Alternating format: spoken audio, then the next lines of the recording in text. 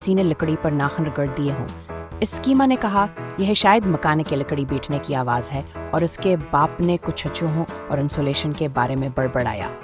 मगर मेलो जानता था कुछ वहाँ नीचे रहता है और वहाँ से देख रहा है। इसने सब आजमाए, बिस्तर पर दौड़कर छलांग लगाना, अपने हाथ पांव चादर के नीचे रखना, टार्च से हर कोना चेक करना, यहाँ तक कि बिस्तर के किनारे से दरवाजे तक सीरियल के दाने भेपछाए। सब वो दाने गायब होते और यही तो सबूत था। 7वें रात वो खराशों की आवाज़ भी बंद हो गई। खामोशी ऐसी छा गई जिसे किसी ने हुआ रोक दी हो। मेलो बिस्तर पर लेटा, दिल जोर जोर से धड़क रहा था। फिर उसने एक आवाज़, तुम्हारा मोजा गर गया है, किसी ने सरगोशी की। मेलो साकत हो गया। आहिस्ता से इसने नीचे झांका। एक मोजा फर्श पर पड़ा था, वहीं जहां इसने छोड़ा था। मगर बस्तर के नीचे से 2 चमकती आंखें इसे देख रही थीं।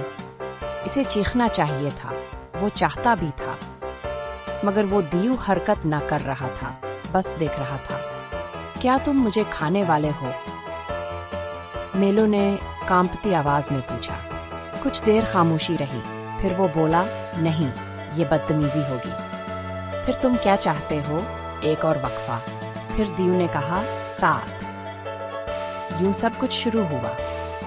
इस दीव ने खुद को गर्मबल कहा। मेलो को ये नाम किसी पीठ दर्द जैसा लगा, मगर गर्मबल को बरा न लगा। इसने बताया कि दीव हमेशा खौफनाक नहीं होते, कुछ होते हैं, खास तौर पर जो डरावने ख्वाबों में काम करते हैं, मगर अक्सर बस तन्हा होते हैं। मैं पहले सीढ़ियों के नीचे जंगल में रहता था, एक बड़े घर में, गर्मबल ने कहा। मगर वो खानदान कहीं और चला गया और मुझे समझ नहीं आया कि कहाँ जाऊं। फिर एक दिन तुम्हारी हिंसी की आवाज सुनी और इस कमरे तक पहुंचा। तुमने मेरी हिंसी सुनी?